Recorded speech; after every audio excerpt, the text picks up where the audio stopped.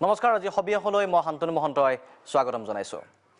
পৃথিৱীৰ হাওফাওত জুই লাগিছে হয় আমি আমাজন বৰ্ষাৰণ্যৰ কথাকে ক'বলৈ লৈছোঁ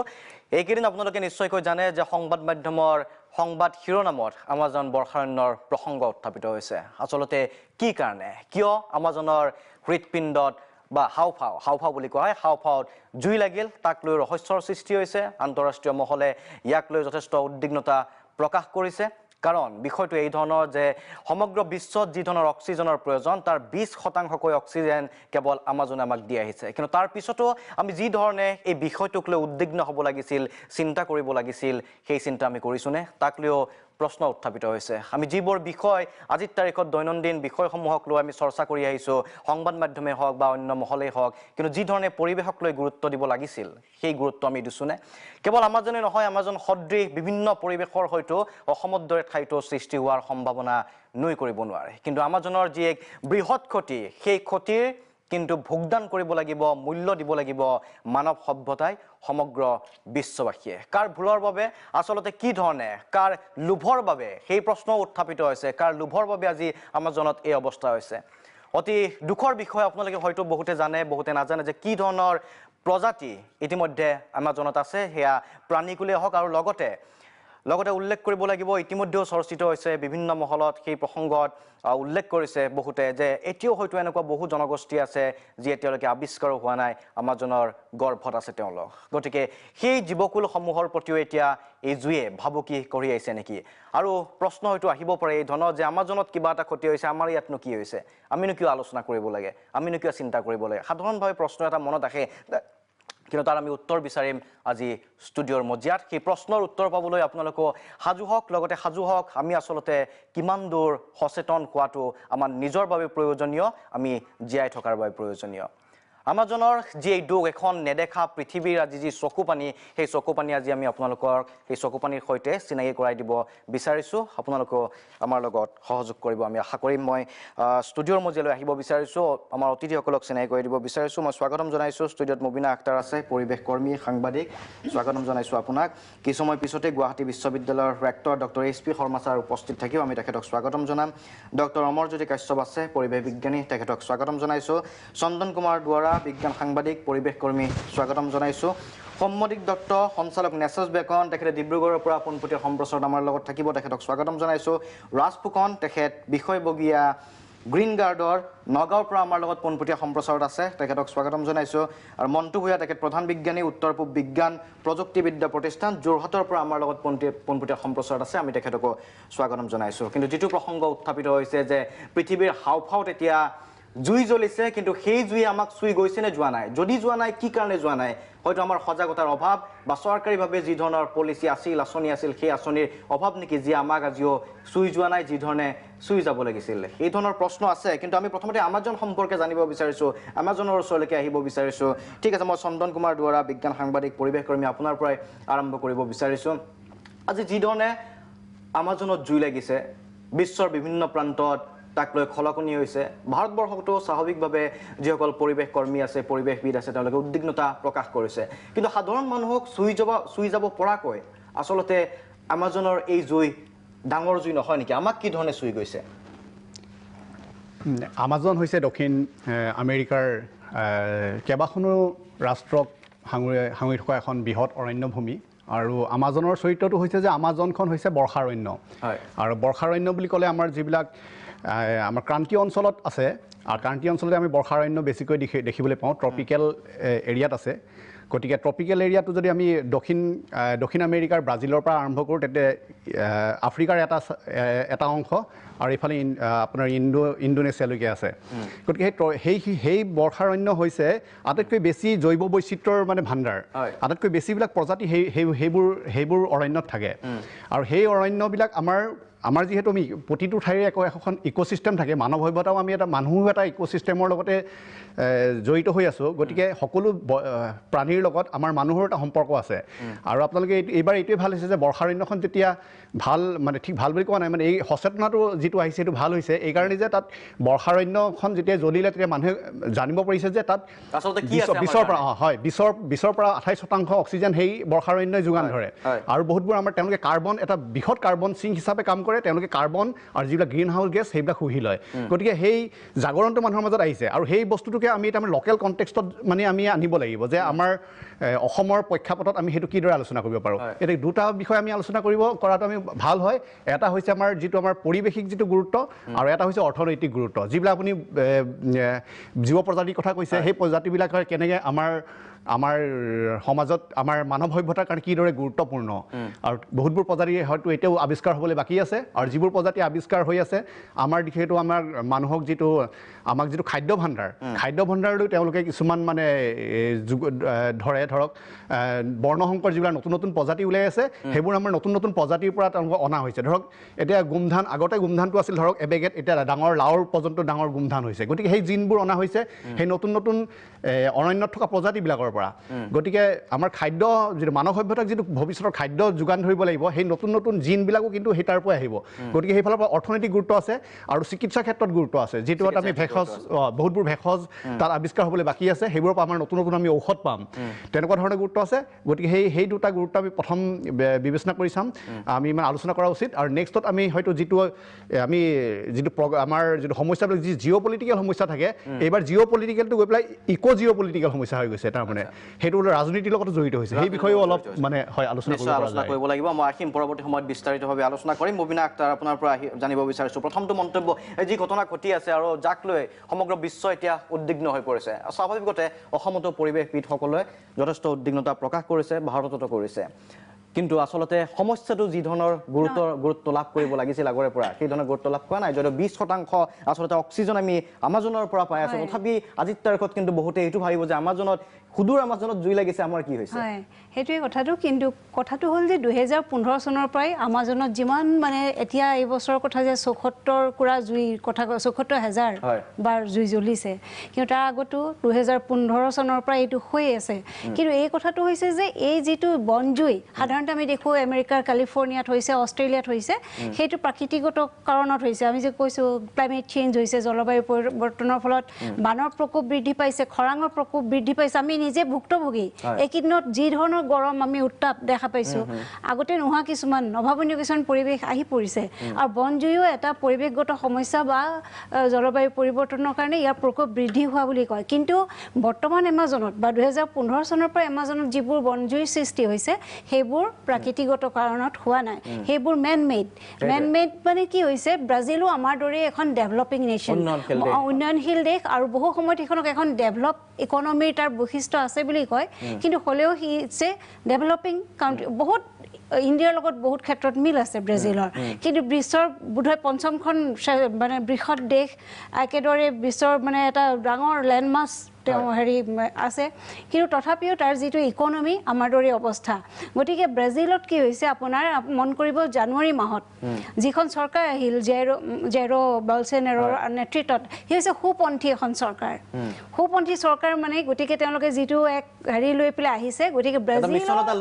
লৈ আহিছে গজিবৰ কাৰণে আৰু এই জুইসমূহ লগোৱা আহিছে বিশেষকৈ হেৰি কৃষিখণ্ড মুকলাবৰ কাৰণে বায়'ফুৱেল মানে জৈৱ ইন্ধনৰ খেতি কৰিবৰ বাবে বহুসময়ত ৰেঞ্চ আমেৰিকাত যিবোৰ ৰেঞ্চ থাকে সাধাৰণতে তেনেকুৱা ধৰণৰ ৰেঞ্চৰ কাৰণে গতিকে এই ভূমি আচলতে কিছুমান মানুহৰ হাতত কিছুমান পুঁজিপতিৰ হাতত আচলতে এই ভূমি গতাই দিব মানে এমাজনৰ ফৰেষ্ট বহুত আছে গতিকে এই ভূমি মুকলাই পেলাই তেওঁলোকে ডাঙৰ কোম্পানীবিলাকক বৰপিৰা পাৰি দিব একে কথা আজি আপোনালোকে আমি লোকেল প্ৰেক্ষাপটত যিটো কথা কৈ আছো যে আমাৰ ইয়াত হৈ আছে আমি মন কৰা নাই কিন্তু এমাজনে আজি আমাৰ চকুত আঙুলি থৈ দেখুৱাই দিছে আমি 20% কাৰ্বন কি কয় অক্সিজেন তাৰ পৰা গোটেই বিশ্বই পায় বুলি কৈছে এটা কথা কওঁ তাৰোপৰি এটা কথা ক'ব লাগিব সেইটো খুব খুব দৰকাৰী বুলি ভাবো যে এমাজনৰ ইমানবোৰ বনজুইৰ পাছতো এমাজনত যদি চাবলৈ যাওঁ প্ৰতিজন মানুহৰ বিপৰীতে কিন্তু তাত এতিয়াও 14-15,000 জোপাকৈ গছ আছে কিন্তু ভাৰতবৰ্ষত আমি ভাবো যে আমাৰ এতিয়াও বহুত বিস্তীৰ্ণ সেউজীয়া ভূমি আছে কিন্তু আমি যদি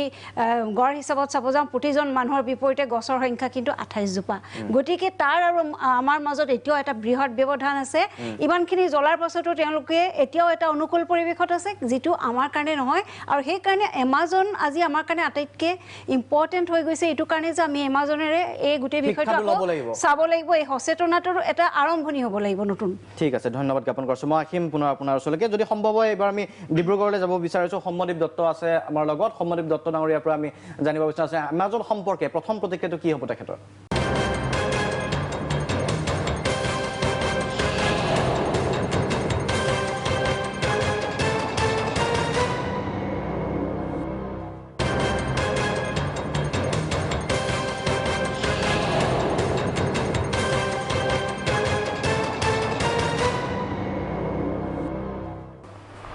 আপোনালোকৰ চেনেল আৰু গোটেই যিসকল সচেতন মানুহ আছে তেওঁলোকক ক'ব বিচাৰোঁ, বৰ্ষাৰণ্য সংৰক্ষণৰ বাবে অধিক জনজাগৰণৰ প্ৰয়োজন আছে। আমাজনৰ বৰ্ষাৰণ্য সংৰক্ষণৰ বাবে আমি জনমত গঠন কৰিব লাগিব। তাতকৈও গুৰুত্বপূৰ্ণ কথা যে অসম অৰুণাচলৰ বৰ্ষাৰণ্য যাতে কোনো পদ্ধতিতে ক্ষতি নহয়, অসমৰ আৰু অৰুণাচলৰ বৰ্ষাৰণ্যৰ যাতে কোনো ক্ষতি নহয়, তাৰ কাৰণে আমি অতন্দ্ৰ প্ৰহৰীৰ নিচিনা কাম কৰিব লাগিব। আমাৰ হাতত এটা সুযোগ আছে যে আমিও বৰ্ষাৰণ্য নিচিনা এটা অৰণ্যৰ অধিকাৰী। আমাৰ ৰাজ্য, আমাৰ দেশতো বৰ্ষাৰণ্য আছে আৰু আমি অৰুণাচল আৰু অসমৰ মানুহখিনিৰ এই সুবিধাটো আছে যে আমি ইচ্ছা কৰিলে বৰ্ষাৰণ্য সংৰক্ষণ আন্দোলনত যোগদান দিব পাৰোঁ, আমি আমাৰ কণ্ট্ৰিবিউশ্যন আগবঢ়াব পাৰোঁ। সেইকাৰণে আমাজনৰ বৰ্ষাৰণ্য সংৰক্ষণৰ লগে লগে আমাজনৰ বৰ্ষাৰণ্যৰ ক্ষতিপূৰণ হওক এই কামনাৰ লগে লগে অসম আৰু অৰুণাচলৰ বৰ্ষাৰণ্য যাতে সংৰক্ষিত হয় তাৰ বাবেও আপোনালোকে আগভাগ লওক, তাৰ বাবেও আপোনালোকে মানুহক সচেতন কৰাৰ চেষ্টা কৰক। এইখিনি মই শেষত ধন্যবাদ জ্ঞাপন কৰিছোঁ। মই আহিম পুনৰ আপোনাৰ ওচৰলৈকে। পুনৰ আহিম যে অসমৰ আচলতে বৰ্ষাৰণ্যসমূহ আমাজনৰ যিটো কথা ইতিমধ্যে উত্থাপিত হৈছে, মুবিনা আখতাৰে যিটো কথা কৈছে যে আমি শিক্ষা ল'ব লাগিব আমাজনৰ পৰা, যে অসমৰ বৰ্ষাৰণ্যসমূহ ৰক্ষাৰ ক্ষেত্ৰতো আমি কি ধৰণে আগবাঢ়িব লাগে, কি ভূমিকা ল'ব লাগে, সেয়া নিঃসন্দেহে ডাঙৰ প্ৰশ্ন। মই আহিম, এইবাৰ মই আহিব বিচাৰিছোঁ ডক্টৰ SP শৰ্মা ছাৰ আছে আমাৰ মাজত। আপোনাক স্বাগতম জনাইছোঁ আমাৰ এই বিশেষ অনুষ্ঠানৰ মাজলৈ। এটা বাৰ্নিং টপিক, চৰ্চিত বিষয় এটা জ্বলি আছে, পৃথিৱীৰ হাওঁফাওঁ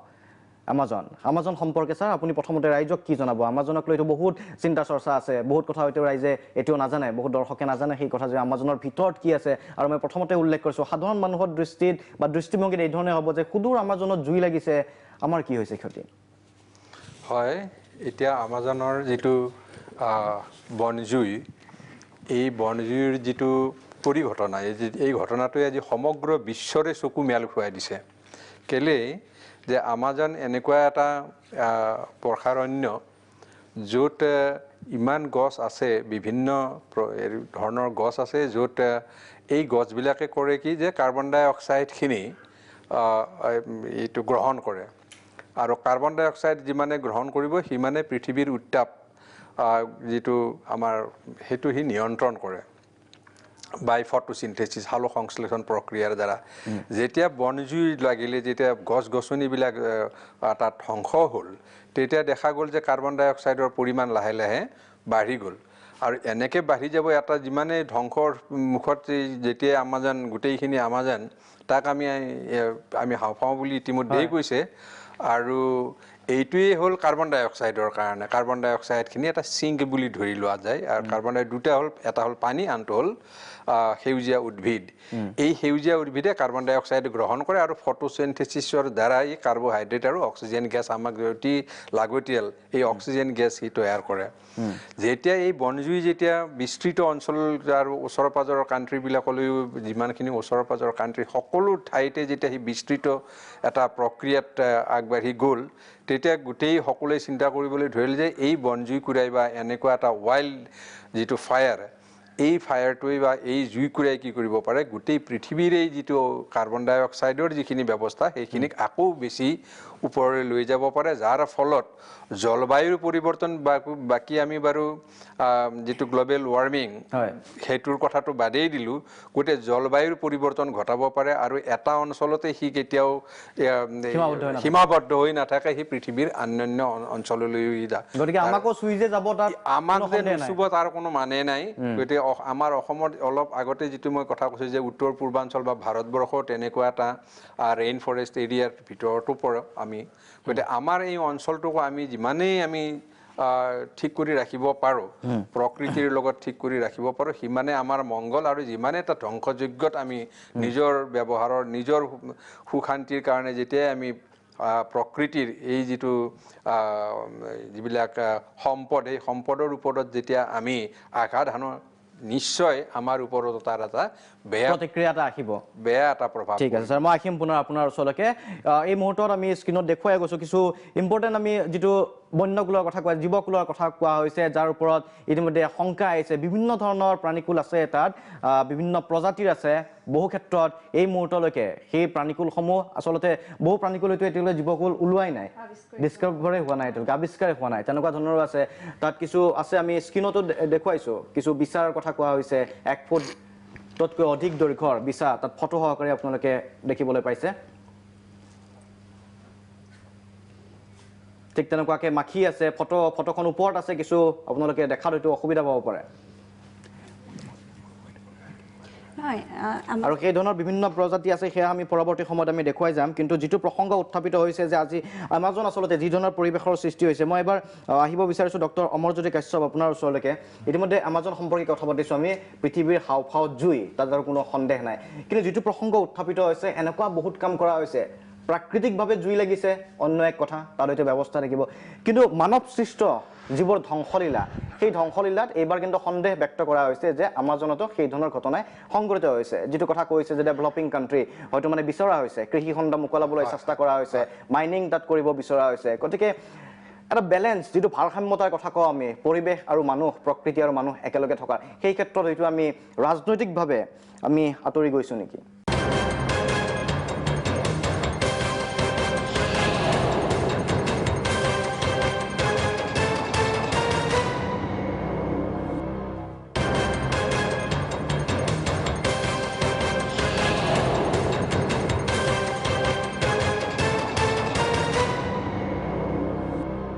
আচলতে গোটেই কথাবিলাক আহিছে জীৱন আৰু জীৱিকা মানুহে আমি মানুহবিলাক ইমান সকলোৱে জানো যে গছ থাকিলেহে জীৱ থাকিব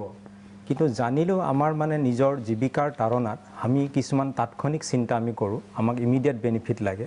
আৰু সেইটোৰ কাৰণেই আমি মানে ধৰক কিছুমান কথা ভৱিষ্যতে হ'ব পৰা ক্ষতিৰ কথা আমি পাহৰি থাকোঁ ইয়াতে আপুনি মন কৰিব যে গছ গছনি জ্বলাই খেতি কৰা বা গছ গছনি জ্বলাই মাটি মুকলোৱা এই কথাটো নতুন নহয় আগৰ পৰাই চলি আহিছে আমাৰ অসমতো কাৰ্বি আংলং আমি যিটো জুম খেতি বুলি কওঁ তেনেকুৱা ধৰণে বিভিন্ন জেগাত তেনেকৈ জুই জ্বলাই পেলাই মাটি মুকলায় আৰু আটাইতকৈ ডাঙৰ কথা কি হয় যে আমি মানুহবিলাকে আমাৰ নিজৰ প্ৰয়োজনৰ স্বাৰ্থত আমি এনেকৈ মানে ধৰক প্ৰকৃতিখন আমি ধ্বংস কৰি আহিছোঁ যুগে যুগে কৰি আহিছোঁ কৰি থাকিম আৰু এনেকৈ কৰি থাকিলে আমাৰ ভৱিষ্যতৰ প্ৰজন্মক আমি আজি যেনেধৰণে জীয়াই আছোঁ সেই ধৰণে আমাৰ ভৱিষ্যত প্ৰজন্ম জীয়াই থাকিবনে মই সদায় এইটো কথাই কওঁ যে আমি যিটো কাম কৰিম আমি যদি আজি ভাল কাম কৰোঁ আমাৰ ভৱিষ্যতৰ জেনেৰেশ্যন ভালে থাকিব তেওঁলোকৰ কাৰণে আমি এখন সুন্দৰ পৃথিৱী ৰাখি থৈ যাব পাৰিম আৰু আজি যদি আমি যদি কিছুমান বেয়া কাম কৰোঁ যিটো এতিয়া হ'বলৈ ধৰিছে সেইটোৱে আমাৰ ভৱিষ্যতৰ প্ৰজন্মক আমি ধ্বংসৰ যোগ্যলৈ আমি তেওঁলোকলৈ আগবঢ়াই গৈছোঁ আৰু এই ক্ষেত্ৰত ৰাজনৈতিক কথাটো এনেকুৱা কথা যে ধৰক আপোনাৰ ইয়াতে যেনেকৈ এখেতে ক'লেই যে মানে ধৰক এতিয়া তেওঁলোকৰ ডেভেলপমেণ্টৰ কাৰণে খেতি বাতি কৰাৰ কাৰণে বা দেশখনৰ অৰ্থনৈতিক উন্নয়নৰ কাৰণে তেওঁলোকে চিন্তা কৰিছে কিন্তু মই ইয়াত এটা কথা দেখিছোঁ যে আমাজনত ইমান এটা ইম্পৰ্টেণ্ট এটা গোটেই বিশ্বৰ কাৰণে হাওফাও বুলি স্বীকৃত হৈছে অথচ আমি এইটো কথাও দেখা পাইছোঁ যে আজিকালি গোটেই বিশ্বই বিভিন্ন ডেভেলপমেণ্টেল এক্টিভিটিজৰ কাৰণে কিমান ছাপোৰ্ট কৰি আছে কিন্তু মই এইটো কথা ভাবি পোৱা নাই যে আমাজনৰ বৰ্ষাৰণ্যত জুই লগাৰ কাৰণে এইটোতো আজিৰ কথা নহয় বহুত বছৰ আগৰ পৰা হৈ আহিছে তেনেকুৱা ক্ষেত্ৰত এই উন্নত দেশবিলাকে এতিয়া যে তেওঁলোকে জুই জ্বলাৰ পিছত চিঞৰিছে তেওঁলোকৰ সেই মানুহখিনি তাতে ধৰক প্ৰায় 500 বিভিন্ন জনগোষ্ঠী মানুহ আছে তাৰে দাঁতি কাষৰীয়া মানুহবিলাক আছে তেওঁলোকৰ জীৱিকাৰ তাৰণাত তেওঁলোকে ধৰক খেতি মুকলাইছে হয়তো জ্বলাইছিলে অকণমান জেগা তাৰপিছত সি মানে ক্ৰমান্বয়ে বিয়পি গ'ল তেওঁলোকেও জনা নাছিল যে এনেকৈ বিয়পি যাব বা তেওঁলোকৰ নিজৰ স্বাৰ্থত তেওঁলোকে জ্বলাইছে গতিকে মই বিশ্ববাসীৰ এইটো কথাই মই বুজি নাপাওঁ যে ইমান এটা ইম্পৰ্টেণ্ট প্লেচত ইমান এটা ক্ষতি হৈছে অথচ বিশ্বক ব্ৰাজিলৰ নিচিনা দেশখনক তেওঁলোকে আগবাঢ়িবৰ কাৰণে বিশ্বই সহায় কৰিব পাৰে আজিকালি বিভিন্ন কাৰ্বন টেক্স দিয়ে বিভিন্ন ছিষ্টেম ওলাইছে ন যে মানে আমি গছ গছনি যোনে ৰুব তেওঁলোকক সেইখন দেশৰ অৰ্থনৈতিক উন্নয়ন কৰাৰ কাৰণে বা তেওঁলোকৰ জনগোষ্ঠী মানুহখিনিক ৰাষ্ট্ৰপতিগৰাকীৰ ওপৰতে প্ৰশ্ন আহিছে ৰাষ্ট্ৰপতিগৰাকীক মই ভাবোঁ যে ৰাষ্ট্ৰপতিগৰাকীক বিশ্ব সম্প্ৰদায়ে তেওঁক সহায় কৰিব লাগে যে আপুনি যিটো বিচাৰিছে সেইটো আমি দিব পাৰোঁ, এনেকৈ কৰি পেলাই দিব পাৰোঁ, যাতে আমি আমাৰ আমাজনৰ যিখন বৰ্ষাৰণ্যখনো বাচি থাকক। ঠিক আছে, মই আহিম পুনৰ আপোনাৰ ওচৰলৈকে। ৰাজ ফুকন ডাঙৰীয়া আছে নগাঁৱৰ পৰা, তেখেত গ্ৰীণ গাৰ্ডৰ বিষয়ববীয়া। আপোনাক স্বাগতম জনাইছোঁ, আপোনাৰ ওচৰলৈকে আহিব বিচাৰিছোঁ এবাৰ। আমাজনক লৈ সকলো উদ্বিগ্ন, সকলো চিন্তিত। আচলতে প্ৰসংগটো আমাজনৰ পৰা অসমলৈকেও আহিব লাগিব। সেই ধৰণৰ পৰিৱেশ যে অসমতো সৃষ্টি নহ'ব তাকো নুই কৰিব নোৱাৰি। ইতিমধ্যে অভিযোগ আছে বৃহৎ নদীবান্ধসমূহ নিৰ্মাণৰ পিছত অসমত থকা বৰ্ষাৰণ্যসমূহলৈও ভাবুকি অহাৰ থল নিশ্চয়কৈ আছে বা জৈৱ বৈচিত্ৰ্যত বৃহৎ ক্ষতি হ'ব। গতিকে সেই প্ৰসংগ উত্থাপিত হৈছে, কি ক'ব আপুনি? আগতে মই ক'ব বিচাৰোঁ যে গোটেই আমাজনৰ জুই জ্বলাটো এইটো এটা জলবায়ু পৰিৱৰ্তনৰ লগত বৃহৎভাৱে জড়িত হৈ আছে। আমি বহুত বছৰৰ পৰা কৈ আহিছোঁ যে খৰাঙত যিহেতু গৰম বেছি হয়, শুকান হৈ যায় আৰু তেতিয়া জুইবিলাক লাহে লাহে বাঢ়ি আছে। আৰু আমেৰিকাত এটা ষ্টাডি হৈছিলে যোনটোৰ মতে 1 ডিগ্ৰী চেলচিয়াছ যদি আমাৰ উষ্ণতা বাঢ়িছে আৰু সেই 1 ডিগ্ৰী চেলচিয়াছ উষ্ণতা বাঢ়োঁতে 10% ফৰেষ্ট ফায়াৰ্ছ পৃথিৱীত বাঢ়িছে। আৰু এতিয়া এমাজনৰ কথাটো উত্থাপিত হৈছে, খুবেই ভাল কথা। তাৰ মেইন কাৰণ দুটা মই ভাবোঁ যে এটা বলছানাৰো তেখেতে ৰাষ্ট্ৰপতিয়ে কৈছিলে যে মই এমাজন ধ্বংস কৰি হ'লেও ব্ৰাজিলৰ প্ৰগতি কৰিম। আৰু ছেকেণ্ড কথা চাও পাউলো, যোনটো 13,000 কিলোমিটাৰ আঁতৰত হৈও একদম দিন দুপৰতে ধোঁৱাৰ ছাঁ পৰি গৈছিলে। আৰু সেইকেইটাৰ কাৰণে গোটেই ৱৰ্ল্ড মিডিয়াই এটেনশ্যন এতিয়া এমাজনত দি আছে। কিন্তু আজি দুদিন আগতে নাছাৰ ৰিপৰ্ট মতে ব্ৰাজিলতকৈ আংগোলাত আৰু আফ্ৰিকাৰ যোনখিনি বৰ্ষাৰণ্য আছে তাত হয়তো ইতিমধ্যে এতিয়া বেছিকৈ জুই জ্বলি আছে। ঠিক তেনেধৰণে ইণ্ডোনেছিয়াতো জুই জ্বলি আছে। আৰু এই গোটেই ট্ৰপিকেল ফৰেষ্টখিনি মিলাইহে আমাৰ যোনটো 20% আমি যোনটো অক্সিজেন পাওঁ বুলি কওঁ। আৰু তাৰ লগতে সেই জলবায়ু পৰিৱৰ্তনৰ যোনটো প্ৰভাৱ তাতকৈ খুব বেছিকৈ দেখা গৈছে চাইবেৰিয়া আৰু আলাস্কা, য'ত প্ৰায় 50,000 বৰ্গ কিলোমিটাৰ, 50,000 স্কোৱাৰ কিলোমিটাৰ, মানে প্ৰায় আমাৰ ব্ৰহ্মপুত্ৰ ভেলী সমান এটা জুলাইৰ পৰা এটা সমান এটা ফৰেষ্ট জুলাই মাহৰ পৰা অলৰেডি জ্বলি পেলাই ধ্বংস হৈছে। তো এই আৰ্কটিকৰ যোনটো জুই জ্বলিছে সেইটো ডাইৰেক্টলি জলবায়ু পৰিৱৰ্তনৰ লগত জড়িত হয়। যিহেতু তাতে যোনবিলাক পিটনি থাকে সেইবিলাক শুকাই পেলাই তাতে একেবাৰে নাইকিয়া হৈছে। আৰু যিহেতু তাতে বিজুলী বেছিকৈ হৈছে, লাইটনিং বেছিকৈ হোৱাৰ কাৰণে, আৰু এসময়তো নৰ্থ পলত একেবাৰে দেখা নগৈছিলে আৰু তাতে এতিয়া হৈ আছে আৰু সেইখন গোটেইখন জ্বলি আছে। তো সেই গোটেই ধ্বংসলীলা ডাইৰেক্টলি যোনকেইটা আমাৰ মানুহৰ প্ৰভাৱৰ কাৰণে এমাজনৰ পৰা, চাইবেৰিয়াৰ পৰা, আলাস্কাৰ পৰা, ইণ্ডোনেছিয়াৰ পৰা আৰু আমাৰ অসমলৈকে চবতে বিয়পি পৰিছে। আৰু তাতে যদি আমি বৃহৎ নদীবান্ধ, ইয়াতে আমি য'ত এটা আমাৰ জ'ন 5 আৰ্থকুৱেক এফ্লিক্টেড জ'ন এটা, তাত যদি আমি বৃহৎ নদীবান্ধ বৰ্ষাৰণ্য ধ্বংস কৰি বান্ধিবলৈ যাওঁ, আই থিংক আমি আমাৰ যোনটো বিপদ, গোটেই মানুহৰ এই পৃথিৱীত জীয়াই থকাৰ যোনটো সংকট আহি পৰিছে, এইটো আমি আৰু ওচৰ চপাই অনাহে হ'ব।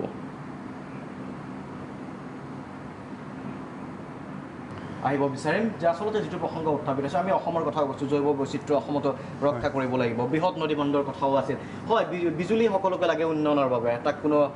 নুই কৰা নাছিলে। কিন্তু যিমান দূৰ সম্ভৱ জৈৱ বৈচিত্ৰ্যত ক্ষতি নোহোৱাকৈ বা জীৱকুলৰ প্ৰতি ক্ষতি নোহোৱাকৈ সেই ধৰণৰ উন্নয়নৰ কথা কৈ থকা হৈছিল। কিন্তু আমি তাক দেখা পোৱা নাই বা মানুহে বিশ্বাসত ল'ব পৰা নাই সেই প্ৰসংগটো। অসমৰ প্ৰেক্ষাপটত যদি আমি চাবলৈ যাওঁ, মানে ধৰক এইবোৰ এতিয়া যিটো ৰাজ ফুকনে ক'লে, এইবাৰ মেৰু অঞ্চলত জুই লাগিছে। এতিয়া মেৰু অঞ্চলত যিখিনি জুই লগাটো সাধাৰণ কথা নহয়, আগতে তেনেকুৱা ধৰণৰ জুই আমি দেখা নাছিলোঁ। গতিকে যে জলবায়ুৰ পৰিৱৰ্তন আহিছে তাৰ মানে প্ৰভাৱবিলাক এতিয়া আমি বিক্ষিপ্তভাৱে বিভিন্ন ঠাইত দেখা পাইছোঁ আৰু দেখা পাম। আৰু সেই প্ৰভাৱটো মানে অসমলৈ আহিব পাৰে, অহাৰ সম্ভাৱনা বেছি আছে। গতিকে তাৰ কাৰণে আমি কি ধৰণে আমি সাৱধান হ'ম। ধৰক হঠাৎ আজি যেনিবা কাজিৰঙাত অনাকাংক্ষিতভাৱে এটা অঞ্চলত জুই লাগিলে, চাভানাবোৰ যিবোৰ কেতিয়াবা উইণ্টাৰত জ্বলাই দিয়ে, সেইটো কথা মই কোৱা নাই। ধৰক এখন ডাঙৰ আমাৰ ডেচিডিয়াছ ফৰেষ্ট এখনৰ ভিতৰত যেনিবা জুই লাগি গ'ল, তেতিয়া আমি সেইটোক আমাৰ ফৰেষ্ট বাহিনী, আমাৰ বাহিনীয়ে কিদৰে নিয়ন্ত্ৰণ কৰিব? কাইলৈ ধৰক ডিব্ৰু চৈখোৱাত যদি জুই লাগিলে আমি কিদৰে নিয়ন্ত্ৰণ কৰিম? সেই বস্তুটোলৈ আমি মানে ধৰক এতিয়াৰ পৰাই আমি চিন্তা চৰ্চা কৰিব পাৰোঁ। হয়তো তাতো যদি আমাৰ জ্বলে, আমাৰ কিছুমান প্ৰজাতি আছে সেইবোৰ এণ্ডেমিক, যদি সেই প্ৰজাতি যদি হয়তো সেই ঠাইতে আছে, সেইকেইটা প্ৰজাতি হয়তো যদি তেনেকৈ এবাৰ জুই লাগে সেইটো জ্বলি শেষ হৈ যাব। গতিকে তাৰ কাৰণে আমি এই কথাবোৰ ধৰক এতিয়াৰ পৰাই মানে ভাবিবৰ হ'ল। গতিকে সেই কথাখিনি ৰাজ ফুকনে মানে আমাক উনুকিয়াই দিছে, ভাল হৈছে। আৰু যিটো ৰাজনৈতিক কথাটো কৈছে, সেই ৰাজনৈতিক কথাটো মানে ধৰক এতিয়া আমি তাৰ পৰা আমি ছবিখন স্পষ্টকৈ বুজিম কিদৰে ৰাজনৈতিক মানে কথাবিলাক মানে এখন ফৰেষ্ট বা প্ৰকৃতি ধ্বংসৰ লগত জড়িত হৈ থাকে এতিয়া বলচেৰনো আহি গ'ল জাইৰে বলচেৰনো যেতিয়া পাৱাৰলৈ আহিলে আপোনাৰ 2016 চনত তাৰ আগতে আছে ডেলিমা ৰৌজফ আছিলে তেতিয়া তেওঁলোকক আঁতৰাই পেলাই এওঁলোক ৰাইট উইং আহি গ'ল তেওঁলোকে পূৰা কৈছে যে নহয় আমি প্ৰকৃতি ধ্বংস কৰি হ'লেও আমি মানে উন্নয়ন আনিম তেওঁলোকে উন্নয়নৰ সংজ্ঞাটো তেওঁলোকৰ বেলেগ এতিয়া আমি যদি ওচৰৰ চাওঁ আমি ওচৰৰ ভূটানলৈ যাওঁ ভূটানৰ ক্ষেত্ৰত চাওঁ আমি ভূটানৰ উন্নয়নৰ সংজ্ঞাটো বেলেগ তেওঁলোকে প্ৰকৃতিক সংৰক্ষণ কৰি তাৰ মাজেৰে আমাৰ মানে উন্নয়নৰ কথা বিচাৰি কৈছে কিন্তু কৰিছে হয় কিন্তু আমাৰ ইয়াত গতিকে আমিও তেনেকুৱা কৰিছোঁ নেকি আমাৰ ৰাজনৈতিকবিলাক নেতাবিলাকে তেনেকুৱা কৰিব গৈ আছে নেকি যে আমাৰ প্ৰকৃতি ধ্বংস কৰি পেলাই আজি আমি ধৰক পতঞ্জলীক ইমান বিঘা মাতিছোঁ কাইলৈ আমি হয়তো আমি কাজিৰঙাৰ ওচৰৰ মাটি দি দিম নেকি বা কাইলৈ আৰু মাটি আমি তেনেকৈ আগ্ৰাসন তেওঁলোকৰ কোম্পানীবিলাকৰ হ'ব নেকি সেইটো ভাবিব লাগিব আমাজনত আজি দীৰ্ঘদিনৰ পৰা দুটা খেতি এতিয়া মানে আগতে পূৰ্বৰ পৰা এটা খেতি হৈ আছিলে সেইটো হৈছে চয়া মানে তাৰ অঞ্চলবোৰ খুব সাৰুৱা হয় সেইকাৰণে জুই জ্বলাই দি পেলাই যিখিনি মাটি ওলায় ধৰক স্থানীয় লোকসকলকে ব্যৱহাৰ কৰি বা কোম্পানীবিলাকে বনোৱা লগাই পেলাই কৰাই সেইখিনি তাত চয়া খেতি কৰে আৰু সেই চয়া খেতিটো হৈছে পৃথিৱীৰ বিভিন্ন দেশলৈ ৰপ্তানি হয় আৰু সেই কোম্পানীবিলাক যে অকল ব্ৰাজিলৰ কোম্পানী নহয় সেইবোৰ ইউৰোপৰ কোম্পানীও আছে আমেৰিকাৰ কোম্পানীও আছে আনকি ডোনাল্ড ট্ৰাম্পৰ লগত জড়িত আপোনাৰ তেওঁৰ ঘনিষ্ঠ লোক জড়িত বা তেওঁ ইনডাইৰেক্টলি তেওঁ জড়িত থকা আপোনাৰ ব্লেক ষ্টন বুলি এটা কোম্পানী আছে সেই কোম্পানীটোও জড়িত গতিকে এইবোৰ তেওঁলোকে কোম্পানীবিলাকেও ধৰক কেনেদৰে অৰণ্য ধ্বংস হৈ আছে তাৰ পৰা আমি আচলতে আমাজনৰ পৰা শিক্ষা ল'ব লাগে গতিকে আমি এতিয়া সাৱধান হ'ব হ'ল যাতে এই কোম্পানীবিলাকে আহি পেলাই আমাৰ ইয়াত যাতে নোসোমায় গতিকে এটা চয়া খেতিৰ পৰা এটা নতুনকৈ তাত আৰম্ভ হৈছে আপোনাৰ বায়'ফুৱেল মানে জৈৱ ইন্ধনৰ কাৰণে তেওঁলোকে কিছুমান গছ খেতি কৰিব লৈছে আৰু নেক্সট তেওঁলোকে কৰিব লৈছে পাম অইল যিটো আমাৰ মানে অডিবল অইল খোৱা তেল গতিকে এই খেতিবিলাক মানে কোম্পানীবিলাকে সোমাই আছে আৰু সেই কোম্পানীবিলাকক ব্যৱহাৰ কৰাত মানে অলপমান এওঁলোকৰ এই ৰাষ্ট্ৰপতিৰো অলপমান হেৰি আছিলে তেওঁৰ গতিকে সেইকাৰণে ৰাষ্ট্ৰপতিৰ বিৰুদ্ধে অভিযোগ উঠিলে আৰু যেতিয়া ৰাষ্ট্ৰপতিৰ বিৰুদ্ধে অভিযোগ উঠিলে তেওঁ মানে অগ্নিশৰ্মা হৈ পৰিলে আৰু যেতিয়া ফ্ৰান্সৰ ৰাষ্ট্ৰপতি এমানুৱেল মেক্ৰ'য়ে মানে কথাটো ক'লে তেতিয়া তেওঁ ক'লে যে তেওঁৰ অফিচৰ পৰা কোৱা হ'ল যে এনেকৈ কোৱা হৈছে যে তোমালোকে প্ৰথমতে ইউৰোপত গছ ৰোৱা এফৰেষ্টেশ্যন কৰা তাৰপিছত আমাক ক'বা আৰু তাৰপিছত কৈছে এমানুৱেল মেক্ৰ'ৰ ৱাইফকো কিবা তেওঁলোকেও মানে সমালোচনা কৰা হৈছে গতিকে আৰু পইচাটো তেওঁলোকে নলওঁ বুলি কৈছিলে যিটো পইচা দিম বুলি কৈছিলে G7 সেই পইচাটো নলওঁ বুলি কৈছে গতিকে এনেকুৱা ধৰণৰ এটা মানে মানে ইক' পলিটিকেল কনফ্লিক্ট এটা দেখা পোৱা গৈছে গতিকে এইবোৰৰ পৰা আমি মানে অসমীয়া শিক্ষা ল'ব লাগে আৰু ডাঙৰ প্ৰশ্ন সেইটোৱে আচলতে যেতিয়া কোম্পানীৰ কথা আহে বা ডাঙৰ বৃহৎ প্ৰতিষ্ঠানৰ কথা আহে ৰাইজৰ মাজত এইটো প্ৰশ্ন হয় বহুতে সেই প্ৰশ্নটো কৰিব পাৰে সেইবাবে আমি উত্তৰ বিচাৰিবলৈ চেষ্টা কৰিম যে আচলতে যদি এই ধৰণৰ বৃহৎ প্ৰতিষ্ঠান নাহে কোম্পানী যদি নাহে উন্নয়ন কিদৰে হ'ব নিবনুৱা সমস্যাৰ কথা যিটো কোৱা হৈছে যে বৃহৎ কোম্পানী আহিব তাত নিবনুৱা সমস্যাৰ সমাধান হ'ব এই ধৰণৰ ধাৰণা এটা আছে ৰাইজৰ মাজত কিন্তু তাৰ বিপৰীতে পৰিৱেশ কিদৰে সুৰক্ষা কৰিম আৰু আচলতে ভয়ংকৰ কোনটো হয় জীয়াই থকাটো ভয়ংকৰ হ'ব নে আমি উন্নয়নটো ভয়ংকৰ হ'ব ঠিক এটা সময় বাণিজ্যিক বিৰতি পুনৰ উভতি আহিম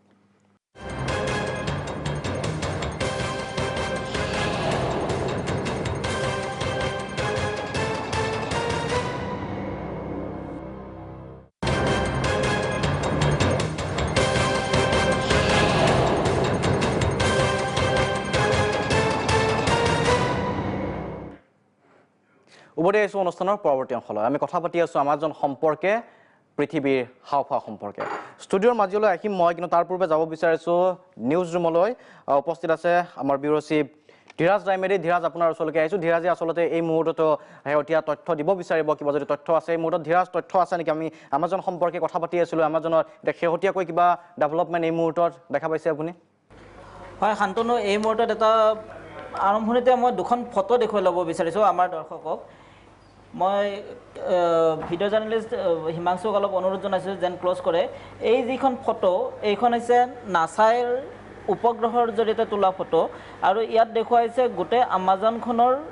ক'ত জুই লাগি আছে আমাৰ এজন আলোচকে ইতিমধ্যে উল্লেখ কৰিছে যে বিভিন্ন অঞ্চলত জুই লাগি আছে আৰু সেই অঞ্চলসমূহ আমি দেখুৱাব বিচাৰিছোঁ প্ৰায় 9খন দেশ বিস্তৃতি লাভ কৰি থকা আমাজনত এতিয়া কেইবাটাও অঞ্চলত জুই জ্বলি আছে আৰু তাৰ ধোঁৱা আমি দেখিছোঁ আৰু এই ধোঁৱা আজি ৰাতিপুৱা এজন বৈজ্ঞানিকে মহাকাশ গৱেষণা সংস্থাৰ পৰা টুইট কৰিছে আৰু টুইট কৰি পেলাই তেখেতে এই বিষয়ে নাছাক অৱগত কৰিছে আৰু নাছায়ো সেই ধৰণে অনুৰূপ ধৰণে নিজৰ চ'ৰ্চৰ পৰা ফটো তুলিছে আন এখন মই ফটো দেখুৱাব বিচাৰিছোঁ সেইটো হৈছে ব্ৰাজিলৰ যি মহাকাশ সংস্থা তেওঁলোকে তোলা এখন ফটো আৰু তাত তেওঁলোকে নিশাৰ ভাগৰ ফটো কিছু দৃশ্যাংশ দেখুৱাইছে ইমেজত দেখুৱাইছে ক'ত ক'ত জুই জ্বলি আছে এতিয়াও তাতে ৰঙা ৰঙা যিবিলাক স্পট দেখুৱাই আছে যে ব্ৰাজিলত বলিভিয়া পেৰু আৰ্জেণ্টিনা পাৰাগুৱে এই গোটেই অংশটোত কিছু কিছু পৰিমাণে জুই জ্বলি আছে আৰু ঘন জংঘলৰ মাজত ঘন জংঘল বুলি এই কাৰণে কৈছোঁ যে আমাজনক কোৱা হয় অসূৰ্য স্পৰ্শা প্ৰায় 9খন দেশ সামৰি পেলাই 5.5 মিলিয়ন কিলোমিটাৰ বৰ্গ আগুৰি আছে এই আমাজনখনে আৰু আমাজনৰ ক্ষেত্ৰত কোৱা হয় যে পৃথিৱীত যিমান জৈৱ বৈচিত্ৰ্য আছে তাৰ 10% জীৱ প্ৰজাতি এই আমাজনতে আছে আৰু এই মুহূৰ্তত ডাঙৰ কথাটো হৈছে যে আমাজনত কিমান পৰিমাণে জুই জ্বলিছে আৰু সেইটো যদি হিচাপ কৰিব যায় একেবাৰে সহজ হিচাপ এটা দিছোঁ যে এখন ফুটবল ফিল্ড প্ৰায় 92 মিটাৰ দীঘল আৰু প্ৰতি মিনিটত আমাজনত এই মুহূৰ্তত 1.5খনকৈ ফুটবল ফিল্ড জ্বলি আছে প্ৰায় 1.5খন ফুটবল ফিল্ড অৰ্থাৎ 140 মিটাৰ প্ৰতি মিনিটত এই যিটো জুই জ্বলি আছে এয়া আমাৰ বাবে কল্পনা কৰা অতীত আৰু এই মুহূৰ্তত আমি যেহেতু ৰাষ্ট্ৰপতিৰ কথা কৈ আছোঁ ব্ৰাজিলৰ ৰাষ্ট্ৰপতি বলছনাৰোৰ দুটা বৈশিষ্ট্য আছে যে তেওঁ খুন আৰু সেনাৰ পৃষ্ঠপোষক অৰ্থাৎ তেওঁক ক্ষমতা লাগে আৰু তেওঁক ব্যৱসায় লাগে আৰু এই যে আমাজনত জুই জ্বলি আছে ইয়াৰ অন্তৰালত খনিজ সম্পদৰ এক বিশেষ ভাণ্ডাৰ থকা বুলি সন্দেহ কৰা হৈছে এই ক্ষেত্ৰত কিছু NGOৰ কথা আমাৰ নজৰত আহিছে ইণ্টাৰনেশ্যনেল মিডিয়াত বা বিভিন্ন চ'ৰ্চত খবৰ কিছুমান আহিছে যে বলছনাৰোৱে যেতিয়া ৰাষ্ট্ৰপতি হিচাপে শপত গ্ৰহণ লৈছিল তাৰ পিছতে ব্ৰাজিলত কেতবোৰ হঠাৎ পেট্ৰিয়ট ধৰণৰ NGO গঠন হৈছিল আৰু সেই NGOবোৰলৈ যোৱা 9-8টা মাহৰ ভিতৰত বৈদেশিক মুদ্ৰাও তেওঁলোকে লাভ কৰিছিল বৈদেশিক সাহায্য লাভ কৰিছিল আৰু সেই NGOবিলাকে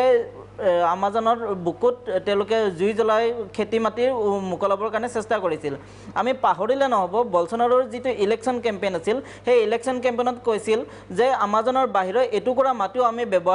অব্যৱহৃত হৈ থাকিবলৈ নিদিওঁ অৰ্থাৎ আমাজনৰ বাহিৰৰটো নিদিয়েই এই মুহূৰ্তত NGOবিলাকৰ জৰিয়তে আমাজনৰ ভিতৰৰ যি মাটি আছে মাটিটো তেওঁলোকে জুই জ্বলাই পেলাই সেই মাটি মুকলাৰ চেষ্টা কৰা হৈছে মই আৰম্ভণিতে কৰিছিলোঁ যে আমাজন মানে অসূৰ্য স্পৰ্শা অৰ্থাৎ তাত জংঘল ইমানেই ঘন যে তাত সূৰ্যৰ ৰশ্মিও মাটিত নপৰে য'ত মাটিলৈকে মানুহ যাব পৰা নাই সম্পূৰ্ণ আমাজনৰ বুকুত মানুহে খোজ দিব পৰা নাই গতিকে কল্পনা কৰক তাৰ ভূমিভাগত তাৰ ভূমিৰ ভিতৰত কিমান পৰিমাণৰ খনিজ পদাৰ্থ থাকিব পাৰে আৰু কিছু ধৰণে খবৰ এনেকৈ ওলাইছে যে আমাজনৰ ভূতলত বৃহৎ পৰিমাণৰ তেল আৰু হীৰাৰ খনি আছে আৰু সেই লোভত তাত কিছুমান বৈদেশিক নীতিৰ আধাৰত কিছুমান বৈদেশিক চক্ৰান্তৰ আধাৰত ব্যৱসায়িক গোষ্ঠীৰ লাভৰ কথা চিন্তা কৰি পেলাই তাত জুই জ্বলোৱা হৈছে যাতে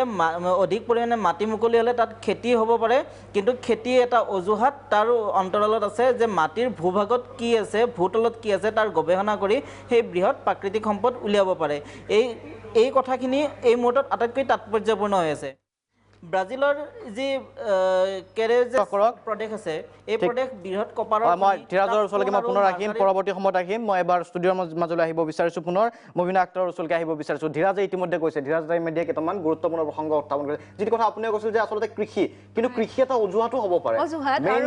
মূল তেওঁলোকৰ লক্ষ্য হয়তো তাত থকা খনিজ পদাৰ্থৰ ওপৰত থাকিব পাৰে বৃহৎ ব্যৱসায়িক গোষ্ঠীৰ চক্ৰান্ত হ'ব পাৰে যিবোৰ সমান্তৰালভাৱে অন্য দেশতো দেখিবলৈ পোৱা যায় হয় আৰু এইটো ক্ষেত্ৰত আপুনি মন কৰিব যে বিগত সময়ত আমি দেখিছোঁ এটা সময়ত আমি যেতিয়া মানে পেৰিছ ক্লাইমেট চুক্তিখনৰ কথা লৈ পেলাই গোটেই বিশ্বতে এনেকুৱা হৈছিল কিন্তু আল্টিমেটলি দেখিলোঁ ট্ৰাম্প পাৱাৰলৈ অহাৰ পাছত তাৰ পৰা তেওঁ ওলাই আহিছে আমেৰিকা গতিকে সেইটোৱে সেই ট্ৰাম্পৰে একে ধৰণৰ এক ফলোৱাৰ গতিকে তেওঁলোকে গোটেই ক্লাইমেট চেঞ্জ বিষয়টোকে নৎসাত কৰিছে আনকি তেওঁলোকে স্কেম বুলি ক'ব গৈছে ক্লাইমেট চেঞ্জক গতিকে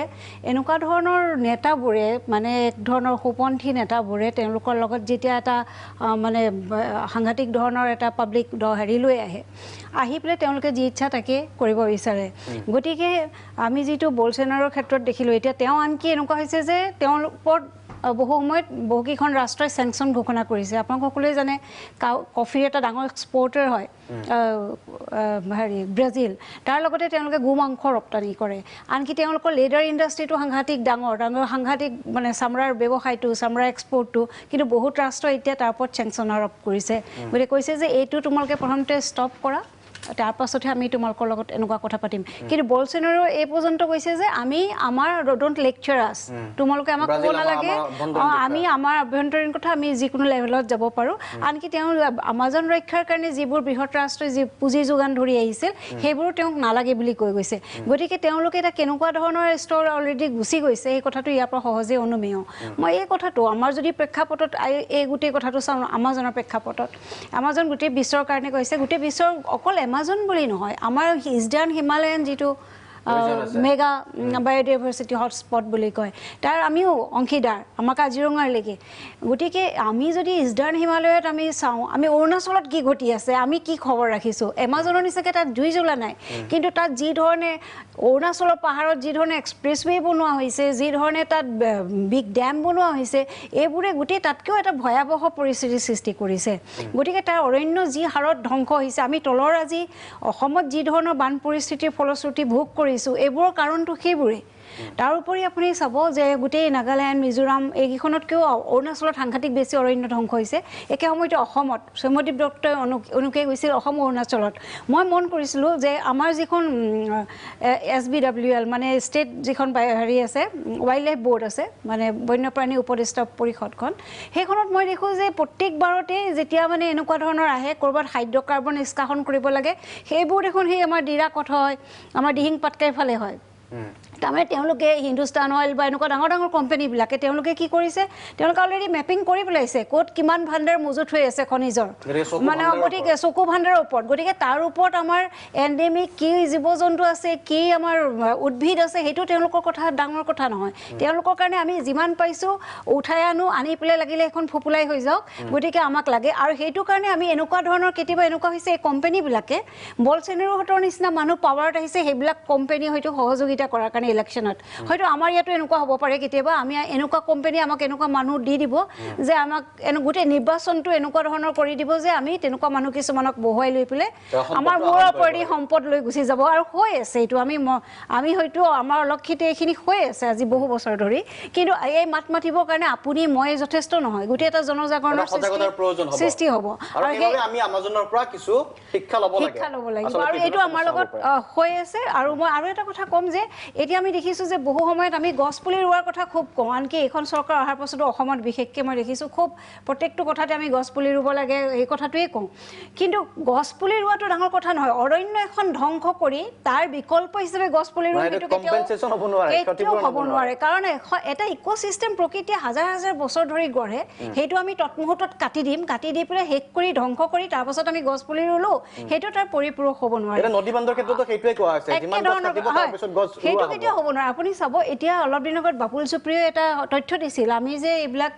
হাইৱে বহলোৱাৰ নামত কিমানখিনি লাখ লাখ গছ কাটিলোঁ কিন্তু তেওঁ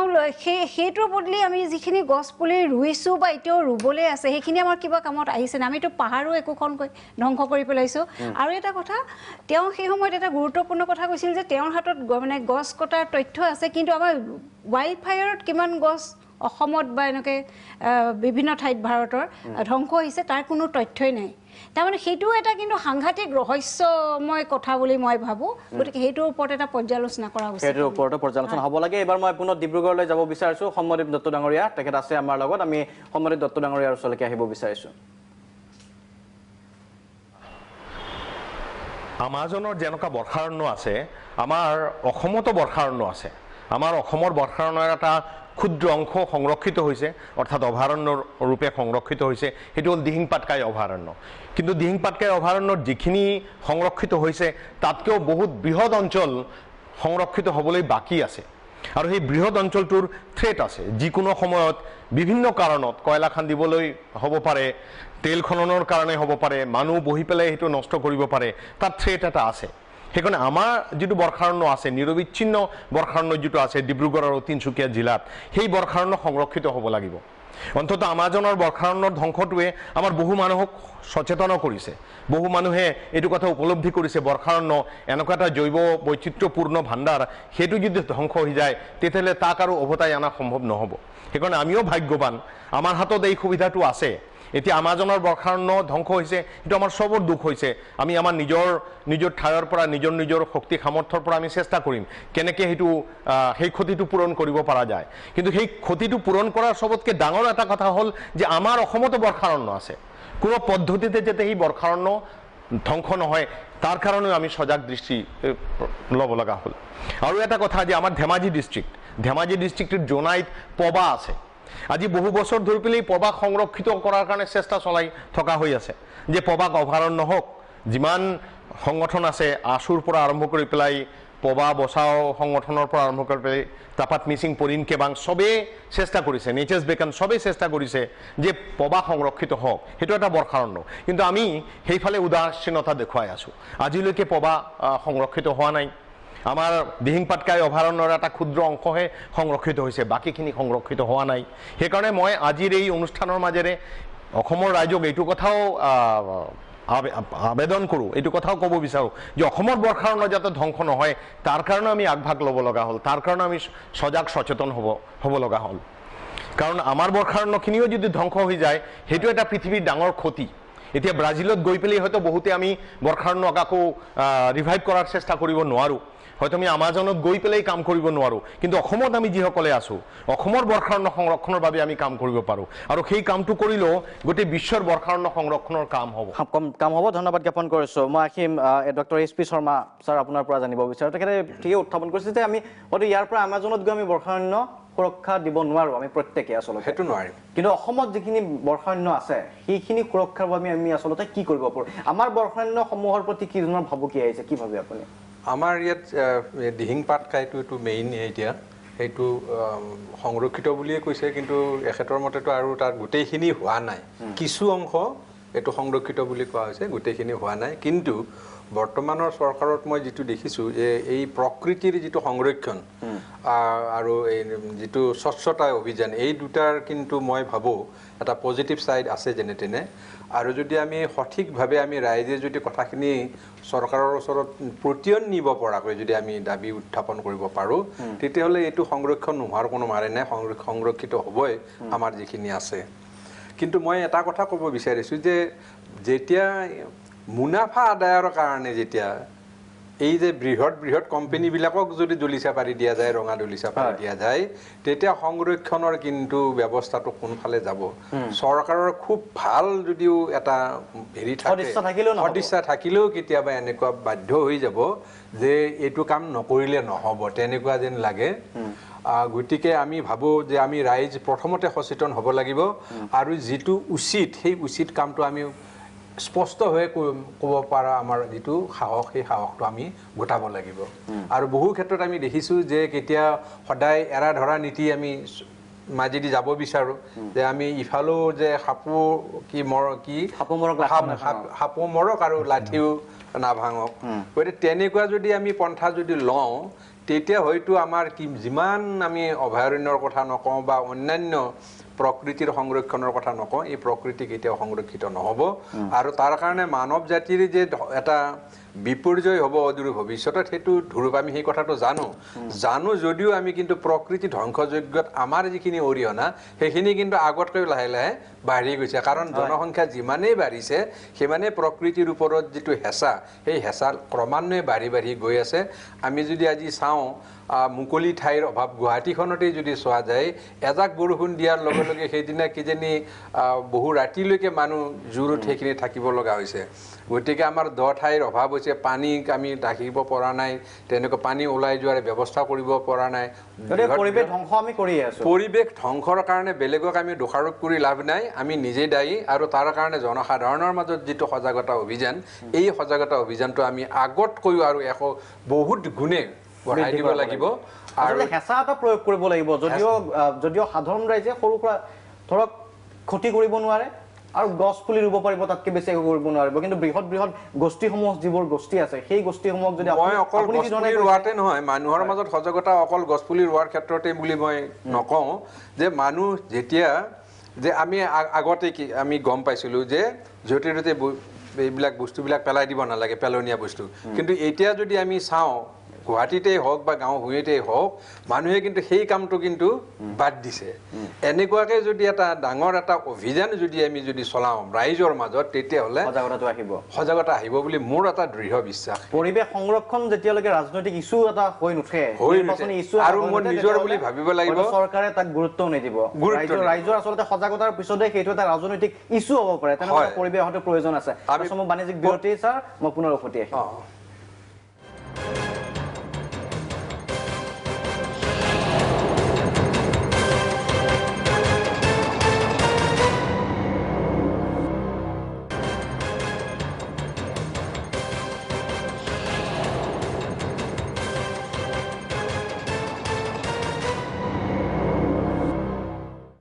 উভতি আহিছোঁ অনুষ্ঠানৰ পৰৱৰ্তী অংশলৈ আমি কথা পাতি আছিলোঁ আমাজন বৰ্ষাৰণ্যৰ যি আচলতে জুই বৃহৎ জুই আৰু অসমত হ'ব পৰা তাৰ সম্ভাৱনীয়তা কি আছে কি ধৰণৰ পৰিৱেশ সৃষ্টি হ'ব পাৰে এবাৰ নগাঁৱলৈকে যাব বিচাৰিছোঁ ৰাজফুকন ডাঙৰীয়া আছে আমাৰ লগত এই মুহূৰ্তত ৰাজফুকন ডাঙৰীয়া আপোনাৰ ওচৰলৈকে আহিছোঁ অসমৰ প্ৰেক্ষাপটৰ কথাও পাতি আছোঁ আমি আচলতে অসমত থকা বৰ্ষাৰণ্য বা প্ৰকৃতিলৈ এতিয়া ভাবুকি কি আপুনি কি ধৰণে চাইছে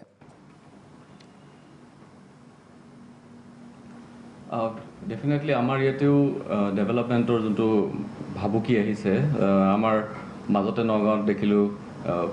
ষ্টেণ্ডিং গছ কিছুমান আছে ডাঙৰ ডাঙৰ বৃহৎ গছ ডিমগুৰি অঞ্চলত সেইখিনি কাটিবলৈ ওলাইছিলে সচেতন কিছুমান লোক ওলাই আহি পেলাই সেইখিনি বন্ধ কৰিব পাৰিলে পিছত আমি গম পালোঁ যে কোনো কাটাৰ কোনো যুক্তিয়ে নাছিলে তাতে গছ ৰাস্তাটো বহল কৰিব বুলি তেনেকুৱা কোনো কথা নাই তাৰ পিছত আজি প্ৰায় এসপ্তাহ 10 দিন আগতে এই মৌখুলি অঞ্চলত আমাৰে ল'ৰা-ল'ৰি কিছুমানে গৈ পেলাই দেখিলে ৰাস্তাত থকা গছবিলাক দুমাদুম কোনোবাই কাটি পেলাই যেতিয়া আমাৰ ল'ৰা-ল'ৰিয়ে প্ৰশ্ন কৰে তেওঁলোকে তাতে গোটেই মেচিন পেলাই থৈ গুচি যায় তো সেই ষ্টেণ্ডিং গছবিলাক আমি কেনেকৈ সংৰক্ষণ কৰিব লাগে হয় কিছুমান যোনবিলাক নিয়ম আছে যোনবিলাক ল আছে এইবিলাক আমি এনফৰ্চ কৰিব লাগে নহ'লে মানুহে জধাই মধাই ডেভেলপমেণ্টৰ নামত কাৰোবাৰ মন গৈছে গছ কাটি পেলাই গুচি গৈছে তো সেই ক্ষেত্ৰত মই ভাবোঁ যে আমাৰ বৰ্তমানে যোনটো এটা যুৱ জাগৰণ আহিছে গোটেই পৃথিৱীতে আৰু সেই তাৰে কিছুমান আমাৰ ইয়াতে ক্লাইমেট ষ্ট্ৰাইক হওক ফ্ৰাইডেজ ফৰ ফিউচাৰ এক্সটিংশ্যন ৰিবেলিয়ন তাৰে গ্ৰুপ কিছুমান ইয়াতে গুৱাহাটীতো ফৰ্মেশ্যন হৈছে নগাঁও বা অসমৰ বিভিন্ন জেগাতো ফৰ্মেশ্যন হৈছে আৰু এই যুৱকসকল ভৱিষ্যত প্ৰজন্মবিলাক যেতিয়া আমাৰ ওলাই আহিছে গছ সংৰক্ষণৰ কাৰণে প্ৰকৃতি সংৰক্ষণৰ কাৰণে গছপুলি ৰুই প্ৰতিপালন কৰা তেওঁলোকে যোনটো প্ৰতিশ্ৰুতি লৈছে হয়তো সেইটোতে আমাৰ ভৱিষ্যত সুৰক্ষিত হ'ব কাৰণ যুৱ প্ৰজন্মই যদি বিচাৰে সকলো আমাৰ সংৰক্ষণ কৰিবলৈ আমি হয়তো ছাকচেছফুল হ'ম ঠিক আছে ধন্যবাদ জ্ঞাপন কৰিছোঁ আচলতে যুৱ প্ৰজন্মই যদি বিচাৰে তেতিয়াহ'লে আমি প্ৰকৃতি সুৰক্ষা কৰিব পাৰিম ডক্টৰ অমৰজ্যোতি কাশ্যপ এইবাৰ আপোনাৰ ওচৰলৈকে আহিব বিচাৰিছোঁ আচলতে সেইটো এটা প্ৰসংগ হয় যুৱ প্ৰজন্মই বিচাৰিব লাগিব তাৰপিছত কৰিব লাগিব ইনভলভ হ'ব হয়তো আমাৰ প্ৰকৃতি সুৰক্ষা হ'ব কিন্তু মূল যিটো প্ৰসংগ হৈছে এই প্ৰসংগটো এই ধৰণৰ হয় যে আচলতে উন্নয়নৰ দোহাই দি মুনাফাৰ স্বাৰ্থত আৰু এটা সপোন দেখুৱায় যে এই ধৰণৰ এটা পৃথিৱী এখন আমি পাম আৰু তাৰ বিপৰীতে আচলতে প্ৰকৃতি ধ্বংস এই মূল সংঘাতটো এই দুটা পক্ষৰ মাজতে হৈ আছে দুটাকৈ পক্ষ দুটাকৈ বাদ দুই ধৰণে কথা কোৱা হৈছে আচলতে ৰাইজে কোনটো পক্ষক চাব কি কথাত বিশ্বাস কৰিব তাক লৈ বিভ্ৰান্তি এটা হয় নোহোৱা নহয় সাধাৰণভাৱে যিটো যুৱ চামৰ কথা কোৱা আছে এজন যুৱকে কি ভাবিব মোক চাকৰি এটা লাগিব উন্নয়ন এটা লাগিব গতিকে কোম্পানী আহিব লাগিব প্ৰকৃতিৰ কথা যি হয় হ'ব আমাক উন্নয়নটো লাগে উন্নয়নৰ স্বাৰ্থত কৰিব বিচাৰিব কিন্তু আন এজন যুৱকে হয়তো সমান্তৰালভাৱে ভাবিব পাৰে নাই মই এটা সামঞ্জস্য ৰাখি বা ভাৰসাম্য ৰাখি উন্নয়নৰ কথা চিন্তা কৰিম সেই ধৰণৰ ভাৰসাম্য থকা উন্নয়ন কিদৰে সম্ভৱ কোনে দেখুৱাব সেই পথ আচলতে চাওক মানে মই আপোনাৰ এই কথাটোত মোৰ এটা মনত পৰিলে মোৰ দেউতা কামৰূপ একাডেমীত পঢ়িছিলে দেউতাৰ বন্ধু এজন গণেশগুৰিৰ পৰা গৈছিলে তেতিয়া মাষ্টৰে কৈছিলে বাপৰে গণেশগুৰিৰ পৰা আহ বাটত বাঘে নাখায়নে এতিয়াৰ ল'ৰা ছোৱালীয়ে এইটো সাধু কথা বুলি ভাবিব যে আমাৰ গুৱাহাটীত এনেকুৱা ধৰণৰ পৰিৱেশ এটা আছিলে গতিকে জেগাই জেগাই তেনেকুৱা ধৰণৰ পৰিৱেশবিলাক আছিলে আৰু সেইবিলাক ক্ৰমান্বয়ে সাধু কথা হৈ গৈছে আমাজনৰো হয়তো বহুত হাবি অঞ্চল লাহে লাহে ধ্বংস হ'ব আৰু সেইবিলাক সাধু কথা হ'ব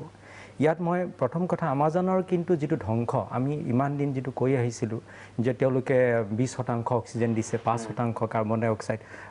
তেওঁলোকে মানে এইটো সেই গছ গছনিবিলাকে শুহি লয় গতিকে এইবাৰ কিন্তু সুতে মূলে সেইখিনি ৰিটাৰ্ণ আমাৰলৈকে যেন বেক ফ্ল' হৈছে সেইটো এটা ধাৰণা হৈছে কাৰণ গছ এডাল কাটিলে তাৰ পৰা বাৰু গছ কাটিলে কি হ'ব যে মানে কাৰ্বন ডাই অক্সাইড শুহি ল'ব নোৱাৰিব গছডালে আৰু অক্সিজেন এৰিব নোৱাৰিব কিন্তু এতিয়া যে জ্বলিলে তাৰ পৰা কিমান কাৰ্বন ডাই অক্সাইড তাৰ পৰা নিৰ্গত হ'ব গতিকে চহৰ কলা হ'ল মানে সেই গেছবিলাকে আহি গ্ল'বেল ৱাৰ্মিঙত সহায় কৰিব তাৰ পৰা আমাৰ গোটেই ক্লাইমেট চেঞ্জৰ কথাবিলাক এতিয়া বেছি ভয়াৱহ হ'ব ক্ৰমান্বয়ে গতিকে এতিয়া আপুনি চাব যে এতিয়াৰ যুৱ প্ৰজন্মই তেওঁলোকে কিবা ভাবিব এইবিলাক গ্ল'বেল ইছ্যুত তেওঁলোকে মাত মাতিব নোৱাৰে কিন্তু মই সেই বুলি এটা কথা ক'ব পাৰোঁ যে আমাৰ বৰ্তমানৰ যুৱ প্ৰজন্মই আমাৰ গোটেই পৃথিৱীৰে যুৱ প্ৰজন্মই কিন্তু বিচাৰে যে এখন ছাষ্টেইনেবল সমাজ এখন হওক সেইটো সকলোৱে বিচাৰে আৰু সেই ক্ষেত্ৰত মানে মই এইটো কথা মই ভাবোঁ যে খালি সকলোকে এটা ৰাস্তা লাগে মই যেনেকৈ ব্যক্তিগতভাৱে মই ক'ব পাৰোঁ যে আমি আচলতে মানুহবিলাকে সকলোৱে ধৰক লোকক সমালোচনা কৰোঁ কিন্তু নিজৰ কৰণীয় কিনে আজি মই আপোনাৰ এই প্লেটফৰ্মখনৰ জৰিয়তে মই প্ৰাগ নিউজৰ প্লেটফৰ্মৰ জৰিয়তে মই আমাৰ যিখিনি শ্ৰোতাই শুনি আছে তেওঁলোকে ধৰক আমি আমাজনৰ বৰ্ষাৰণ্য জুই জ্বলিছে তাতে কি হৈছে চবেই মোবাইলটো টিপিলে সকলোৱে গম পাইছে কিবা কিবি কথাবিলাক আপোনালোকে এতিয়া ধুনীয়াকৈ দেখাইছেও কথাবিলাক কিন্তু এই পৰিপ্ৰেক্ষিতত মানে মই এটা কথা মেছেজ দিব বিচাৰোঁ যে এতিয়া আমি সজাগ হ'বৰ হ'ল আমি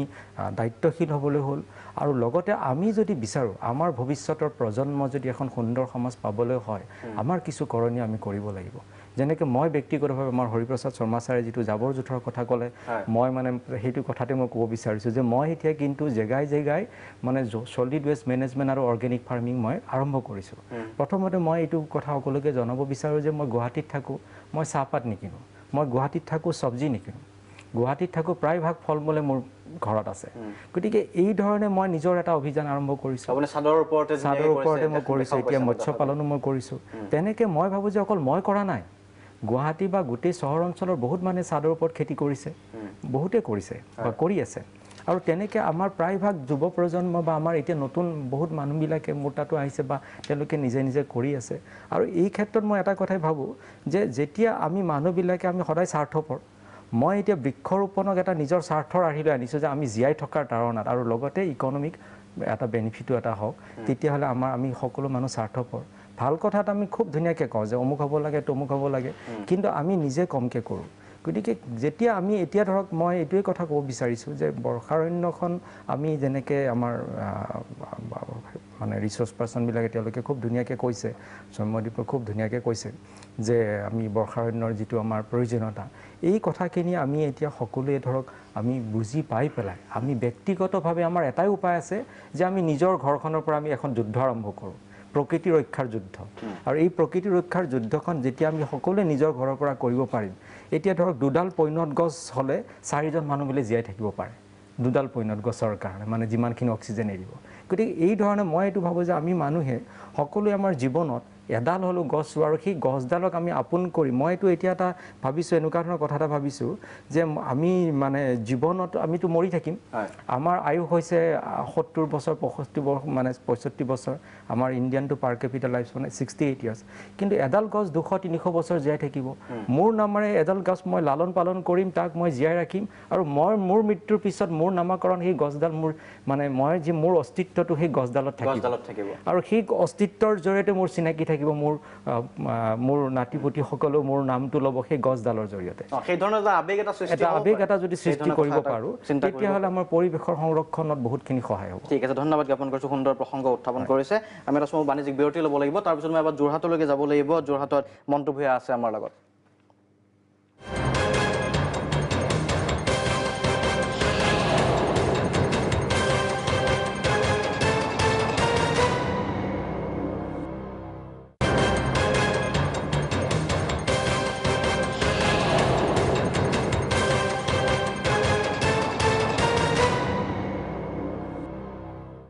উভতি আহিছোঁ অনুষ্ঠানৰ পৰৱৰ্তী অংশলৈ এবাৰ যাব বিচাৰিছোঁ যোৰহাটলৈকে আমাৰ লগত উপস্থিত আছে মণ্টু ভূঞা তেখেত প্ৰধান বিজ্ঞানী উত্তৰ পূব বিজ্ঞান প্ৰযুক্তিবিদ্যা প্ৰতিষ্ঠানৰ মই উৎপল বৰা আছে আমাৰ লগত উৎপলৰ ওচৰলৈকে আহিব বিচাৰিছোঁ এই মুহূৰ্তত মই উপস্থিত আছোঁ উত্তৰ পূব বিজ্ঞান আৰু প্ৰযুক্তিবিদ্যা প্ৰতিষ্ঠানৰ প্ৰধান বিজ্ঞানী মোৰ লগত জীৱবিজ্ঞান আৰু প্ৰযুক্তিবিদ্যা বিভাগৰ প্ৰধান বিজ্ঞানী মণ্টু ভূঞা ডাঙৰীয়া উপস্থিত আছে তেখেতৰ পৰা বৰ্তমান সমগ্ৰ বিশ্বজুৰি যিটো চৰ্চা লাভ কৰা আমাজন উপত্যকাৰ যিটো বৰ্তমানৰ ধ্বংসস্তূপৰ যিটো পৰিৱেশ এই পৰিৱেশটোক লৈ কেনেকুৱা ধৰণে তেখেতৰ প্ৰতিক্ৰিয়া কি ক'ব এই বিষয়টোৰ লগত তেখেতৰ লগত কথা পাতি ল'ব বিচাৰিছোঁ যে জৈৱ বৈচিত্ৰ্যত ইয়াৰ প্ৰভাৱ কেনেকৈ পৰিব সেই কথা তেখেতৰ ফালৰ পৰা আমি জানিব বিচাৰিছোঁ মোৰ প্ৰথম আপোনাৰ পৰা জানিবলগীয়া বিষয়টো হ'ল যে এই যিটো শেহতীয়া যিটো আচলতে অত্যন্ত এটা যিটো পৰিৱেশ গোটেই সমগ্ৰ বিশ্বজুৰি চৰ্চা লাভ কৰিছে এই বিষয়টো লৈ আপোনাৰ মতামত কি হ'ব যে এইটো কেনেকুৱা ধৰণৰ ইম্পেক্ট হ'ব সমগ্ৰ বিশ্বজুৰি ইয়াৰ জৈৱ বৈচিত্ৰ্যত সমগ্ৰ বিশ্বজুৰি জৈৱ বৈচিত্ৰ্যৰ ইয়াৰ যথেষ্ট বিৰূপ প্ৰভাৱ পৰিব এটা সৰু ঘটনা আপোনাক ক'ব বিচাৰিছোঁ যে এই যোৱা কিছুদিনৰ যিটো বনজুই আমাজন বৰ্ষাৰণ্যত তাত এনেকুৱা ধৰণৰ কিছুমান বিষাক্ত ধোঁৱা ওলাইছে আৰু গোটেই আকাশখন ছানি ধৰিছে যেতিয়া চাও পাউলোৰ নিচিনা অতি বিখ্যাত চহৰৰ আকাশত এতিয়া কেৱল বিষাক্ত ধোঁৱা আৰু সেই ধোঁৱাৰ কাৰণে এতিয়া দিনতে আন্ধাৰ হৈছে দিনটো ছুটি হৈ আহিছে তাৰমানে সন্ধিয়া হোৱাৰ আগতেই সূৰ্যৰ পোহৰ নপৰা হৈছে এনেকুৱা অঞ্চলবিলাকত গতিকে তেনেকুৱা ধৰণে আকাশ ছানি পৰিছে আনকি শেহতীয়াকৈ এনেকুৱা ধৰণৰো সেই হৈছে যে কৃত্ৰিম উপগ্ৰহৰ পৰাও ধোঁৱাৰ ছবি ওলাইছে গতিকে পৰিৱেশক এই ধোঁৱা হিচাপে ধোঁৱাইটো আপোনাৰ যথেষ্ট ধৰণৰ বিৰূপ প্ৰভাৱ কৰিবই কিন্তু আটাইতকৈ ডাঙৰ কথা হৈছে যে আমাজন বৰ্ষাৰণ্যখন এখন হাজাৰ লাখ বছৰ ক্ৰমবিকাশৰ ফলত গঢ়ি উঠা বৰ্ষাৰণ্য আৰু তাত যথেষ্ট পৰিমাণৰ জীৱকুল আছে বিশেষকৈ আমাৰ কোৱা হয় যে পৃথিৱীৰ প্ৰতি 10টা প্ৰাণীৰ ভিতৰত এটা প্ৰাণী আমাজনৰ বাসিন্দা গতিকে এনেকুৱা এখন বৰ্ষাৰণ্যত যেতিয়া বিশৃংখলভাৱে এনেকুৱা ধৰণৰ বনজুই প্ৰায় যোৱা কিছুদিনত প্ৰায় 2000 বৰ্গ কিলোমিটাৰ ঠাই ধ্বংস কৰিছে গতিকে এনেকুৱা বনজুইৰ কাৰণে গোটেই যিটো আৱাসস্থল উদ্ভিদৰ হওক বা অন্য প্ৰাণীৰ যিটো আৱাসস্থল প্ৰাকৃতিক আৱাসস্থল সেই আৱাসস্থলখিনি গোটেই ধ্বংস হৈ গৈছে গতিকে তাকতো আকৌ ৰিভাইভ কৰাটো সম্ভৱ নহয় নিয়ন্ত্ৰণ কৰাৰ বাহিৰে গতিকে এইটো যথেষ্ট বিৰূপ প্ৰভাৱ পৰিব অকল মানে প্ৰাণী জীৱকুলৰ উপৰিও আমাৰ এতিয়া আমি যে চিন্তা কৰি আছোঁ জলবায়ু পৰিৱৰ্তন এনেকুৱা ধৰণৰ ক্ষেত্ৰতো ভৱিষ্যতে আমি অতি বিৰূপ প্ৰভাৱ পৰাৰ সম্ভাৱনা আছে আৰু এটা কথা অকণমান জানি ল'ব বিচাৰিম যে মানুহৰ বাবে যিহেতু কোৱা হয় যে আমাজনৰ পৰা বা আমাজন বৰ্ষাৰণ্যৰ পৰা প্ৰায় 20% অক্সিজেন মানুহৰ বাবে আমাৰ বাবে আহে গতিকে এই 20% অক্সিজেন যোগান ধৰা যিটো অন্যতম স্থান এই স্থানটো আমাৰ বাবে পৃথিৱীৰ মনুষ্য জাতিৰ বাবে কেনেকুৱা ধৰণৰ প্ৰভাৱ এইটো কৰিছে যথেষ্ট প্ৰভাৱ কৰিব আমাজনক কোৱা হয় যে পৃথিৱীৰ হাওফাও গতিকে অক্সিজেনৰ কথা আপুনি ক'লে যে প্ৰায় 20% পৃথিৱীত প্ৰয়োজন হোৱা জীৱকুলৰ বাবে প্ৰয়োজন হোৱা অক্সিজেন অকল আমাজনেই যোগান ধৰি আহিছে গতিকে এনেকুৱা ধৰণৰ যদি বনজুই নতুন নহয় কিন্তু বনজুই প্ৰতি বছৰেই হয় কিন্তু এইবাৰ যিটো বনজুইৰ যিটো আপোনাৰ অভাৱনীয় যিটো আপোনাৰ পৰিঘটনা দেখা গৈছে গতিকে সেই পৰিঘটনাই যথেষ্ট পৰিমাণে বিশেষকৈ সচেতন মহলক শংকিত কৰিছে যে অদূৰ ভৱিষ্যতে ধৰক যে এনেকুৱা ধৰণৰ অক্সিজেন বা অন্য আমাৰ বায়ুমণ্ডলৰ যিখিনি প্ৰয়োজনীয় গেছৰ উপাদান তাতো কেতিয়াবা বিৰূপ প্ৰভাৱ পেলাব পাৰে কিন্তু এতিয়াই সেই কথাখিনি কোৱা টান কিন্তু কিয়নো এটা অংশহে সৰু এটা অংশহে আপুনি যদি গোটেই আমাজনৰ ভিতৰত চাই এনেকুৱা ধৰণৰ এটা ধ্বংসৰ কবলত পৰিছে কিন্তু আমি যদি সচেষ্ট হওঁ সেইখিনি ধন্যবাদ জ্ঞাপন কৰিছোঁ উৎপল আপোনাক এই মুহূৰ্তত আৰু নিঃসন্দেহে আচলতে যি 20% অক্সিজেনৰ কথা কোৱা হৈছে কিমান ধৰণে ক্ষতি হ'ব বা শতাংশ হিচাপত হয়তো এই মুহূৰ্তত উলিওৱাটো সম্ভৱ নহয় পৰৱৰ্তী সময়ত হিচাপ নিকাচ চলিব বিজ্ঞানীসকলে চলাব শেষৰটো বাণিজ্যিক বিৰতি পুনৰ উভতি আহিম